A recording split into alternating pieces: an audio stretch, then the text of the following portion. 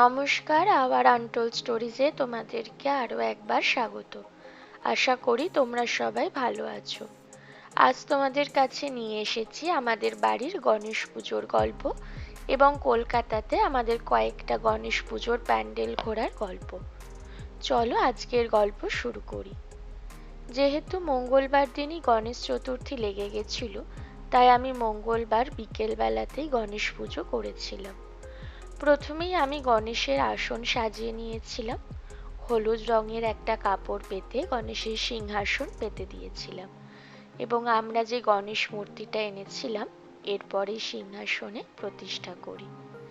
আমি প্রায় 6 থেকে 7 বছর ধরে এই গণেশ পুজো করি। অবশ্য বিয়ের পর এটা আমার প্রথম গণেশ পুজো। তার আগে আমার বাড়ি অর্থাৎ বহরমপুরেই আমি এই গণেশ পুজো করতাম। গণেশ প্রতিষ্ঠা করে দেওয়ার পরে আমি এরপর ফুল এবং দূর্ব দিয়ে গণেশকে পুজো করি। আমি বরাবরই নিজের মতো করে পুজো করি এবং যেটুকু মন্ত্র আমার জানা আছে আমি সেভাবে ঠাকুরকে প্রণাম করি। কোনো রকম পুরোহিত বা অনেক নিয়ম দিয়ে সে করি না। ফুল দিয়ে গণেশকে পুজো দেওয়ার পরে আমি ধীরে ধীরে আসনটাকে সাজিয়ে দিই ভালো করে ফুল দিয়ে। তোমরা সেটা দেখতেই পাচ্ছ। তোমাদের বাড়িতেও যদি গণেশ পুজো তোমরা করে থাকো আমাকে কমেন্টে জানিও কিভাবে করো এবং আমার গণেশ পুজো দেখে তোমাদের কেমন লাগবে সেটাও কমেন্ট বক্সে অবশ্যই জানিও। এরপর একে একে গাঁদা ফুল দিয়ে আমি ঠাকুরের আসনটাকে সাজিয়ে ফেলি। প্রায় 6-7 বছর আগে আমার হঠাৎ করে মনে হয় যে গণেশ পুজো আমি নিজে বাড়িতে করি, আর সেই ইচ্ছে থেকে আজ অবধি আমি প্রতি বছরই গণেশ পুজো করি। আসন সাজিয়ে দেওয়ার পরে মোদক, লাড্ডু, মাইসোর পাক এসব দিয়ে আমি গণেশকে খেতে দিই বা ভোগ নিবেদন করি। এরপর আমি চলে আসি মেন ভোগটা বানানোর জন্য। আজকে ভোগের মেনুতে 3 রকম ভাজা ছিল, যার মধ্যে তোমরা দেখতেই পাচ্ছ পটল ভাজা, বেগুন ভাজা, ঢ্যাঁড়স ভাজা হয়ে গেছে। আর এদিকে বসিয়ে দিয়েছি ঠাকুরের জন্য পোলাও বানানো। প্রথমে আমি চালটাকে ঘি দিয়ে ভালো করে মেখে নিচ্ছি আর এদিকে পনিরের জন্য প্রিপারেশন তৈরি করে দিয়েছি। আমি পোলাওটা রেডি করে নিয়েছি এবং পনিরও মোটামুটি রেডি হয়ে গেছে আমার। আর ভাজা তো আগেই দেখে নিয়েছো। এরপর আলুর দমের জন্য আলুর খোসা ছাড়াতে বসি এবং মশলাটা আদা, জিরে, টমেটো এটাও পেস্ট রেডি করে নিই। আলুটাই একদিকে ভাজা ভাজা হতে থাকে আর এদিকে দেখতেই পাচ্ছ পায়েসের জন্য আমি দুধ জাল দিই ঘি দিয়ে। এই দিনটাতে ঠাকুরের জন্য ভোগ রান্না করলে মনটা অদ্ভুত রকম ভাবে ভালো হয়ে যায়। তোমাদের সাথে কথা বলতে বলতে দেখতেই পাচ্ছ পায়েস আর আলুর দমও রেডি এবং কড়াইতে চাটনি বসে গেছে। এক এক করে এরপর আমি সব ভোগগুলো রেডি করে নিই। আজকে আমার ভোগের মধ্যে যে মেনুগুলো ছিল তোমরা সেগুলো দেখতেই পেলে এবং এদিকে প্রদীপ দিয়ে সুন্দর করে এবং মিষ্টি ভোগ দিয়ে এবং ফল ভোগ দিয়ে আমি পুজো দিই গণেশের। 6 বছর ধরেই আমি ভোগ রান্না করি আজকের দিনে ঠাকুরের জন্য এবং আমার বাড়িতে আরও যে ঠাকুররা প্রতিষ্ঠিত আছেন আমি সবার জন্য সেদিন ভোগ নিবেদন করেছিলাম। ভোগের মধ্যে ছিল 3 রকম ভাজা, পোলাও, আলুর দম, পনির, পায়েস এবং টমেটোর চাটনি। ভোগ রেডি করার পরে আমি আমার বাড়িতে প্রতিষ্ঠিত মা কালী, শিব ঠাকুর, বজরংবলী, গণেশ সবার জন্য ভোগগুলোকে সমানভাবে ভাগ করে নিই এবং সবাইকে ভোগ নিবেদন করি। এরপর আমি সন্ধ্যা আরতি স্টার্ট করি। আমি যেটুকু মন্ত্র জানি সেটুকু দিয়ে নিজের মন থেকে গণেশের পুজো করি এবং কর্পূর জ্বালিয়ে গণেশের আরাধনা স্টার্ট করি।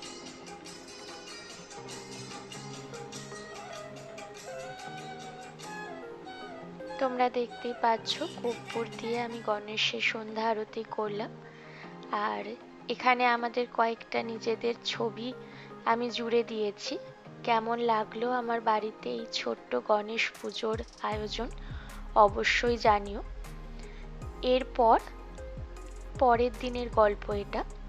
আমরা গেছিলাম সল্ট লেকে কিছু বড় বড় গণেশ পুজোর প্যান্ডেল হয় সেটা দেখার জন্য। তোমরা দেখতেই পাচ্ছ এটা হচ্ছে সল্ট লেক মৈত্রী সংঘের প্যান্ডেল। খুব সুন্দর করেছিল প্যান্ডেলটা এবং প্যান্ডেলে বেশ ভালোই লোকজনের ভিড় ছিল। আর ঢোকার মুখটাতে ভালোই লম্বা লাইন ছিল। সুন্দর একটা প্যান্ডেল তৈরি করেছিল সল্ট লেক মৈত্রী সংঘ। মোটামুটি 10 থেকে 15 মিনিট লাইন দিয়ে তারপর আমরা মণ্ডপে প্রবেশ করি। এটা অবশ্য আমার প্রথম কলকাতায় গণেশ পুজোর প্যান্ডেলে ঘোরা বলতে পারো। এর আগে কখনো আমি কলকাতাতে বা বহরমপুরেও গণেশ পুজোর প্যান্ডেল দেখতে যাইনি। এই প্যান্ডেলের ভেতরটা এরকম করেছিল পাখা দিয়ে এবং ফুল দিয়ে, ওপরে একটা ঝাড়বাতি ছিল। হাত পাখা আর ফুল দিয়েই মেনলি প্যান্ডেলটা সাজানো হয়েছিল। আর এখানে গণেশ ঠাকুরের মূর্তিটা ঠিক এইরকম ছিল। এখানে আমরা কয়েকটা ছবি তুলি বা বলতে পারো নিজেদের সেলফি তুলে নিই। এরপর আমরা যাই হচ্ছে সল্ট লেকে বৈশাখী সংঘতে। এখানে বর্ণ পরিচয় বা বাংলা অক্ষর নিয়েই এখানে থিমটা করা হয়েছিল এবং গ্রাম বাংলার যে মাটির বাড়ি সেই বাড়ির আদলেই একটা মণ্ডপ তৈরি করা হয়েছিল। ছোট্ট মণ্ডপ ছিল বাট দেখতে খুব সুন্দর ছিল। এখানেও গণেশ মূর্তিটা অনেকটা এইরকম। এখানেও ভালোই ভিড় ছিল। নেক্সট আমরা চলে আসি হচ্ছে ইউনাইটেড যুব সংঘতে। এটাও সল্ট লেকেই আছে। এখানে বেশ বড় মেলা লেগেছিল, তোমরা দেখতেই পাচ্ছ। দুধারে হরেক রকম জিনিস, ফার্নিচার, ভাগলপুরে শাড়ির দোকান, বাংলাদেশি শাড়ির দোকান, আচার, ঘুগনি, সমস্ত রকম খাবার এবং জিনিসপত্র স্টল এখানে লেগেছিল। এবং একদিকে ছিল জিলিপি, রসবড়া, বাদাম, এই সমস্তেরও স্টল। এই সমস্ত স্টল পেরিয়ে আমরা ধীরে ধীরে এগোতে থাকি মণ্ডপের দিকে। এবং এখানে একটা স্টেজ হয়েছিল যেখানে লাইভ পারফরমেন্স চলছিল।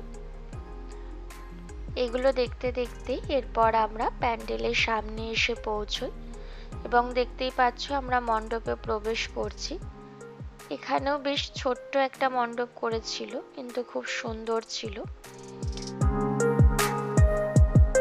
সামনের দিকে আমরা এগোতে থাকি এবং তোমরা দেখতেই পাচ্ছ এখানে একটা দুদিকে দুটো হাতি করেছিল এবং সুন্দর একটা ঝাড়বাতি লাগানো হয়েছিল এবং সামনে একটা ঘন্টা লাগানো হয়েছিল যেখানে সবাই ঘন্টা বাজাচ্ছিল। এখানকার গণেশের মূর্তিটা এরকম ছিল। আর নেক্সট যেটা তোমরা দেখছো এটা হচ্ছে গড়িয়াহাটের ঠাকুর, বালিগঞ্জ কালচারালের ঠাকুর। নেক্সট আমরা যে প্যান্ডেলগুলো ঘুরেছিলাম সেখানে আমরা কয়েকটা সেলফি এবং নিজেদের ছবি তুলেছিলাম, সেটাই তোমাদের সাথে সবশেষে শেয়ার করলাম। পুরো ভিডিওটা কেমন লাগলো আমাকে কমেন্ট বক্সে লিখে জানিও। নেক্সট আরেকটা নতুন ভিডিও নিয়ে আমি খুব তাড়াতাড়ি চলে আসব। ততক্ষণের জন্য ভালো থেকো, আমাদের পাশে থেকো আর আমাদের চ্যানেলটা লাইক, শেয়ার অ্যান্ড সাবস্ক্রাইব করতে একদম ভুলো না।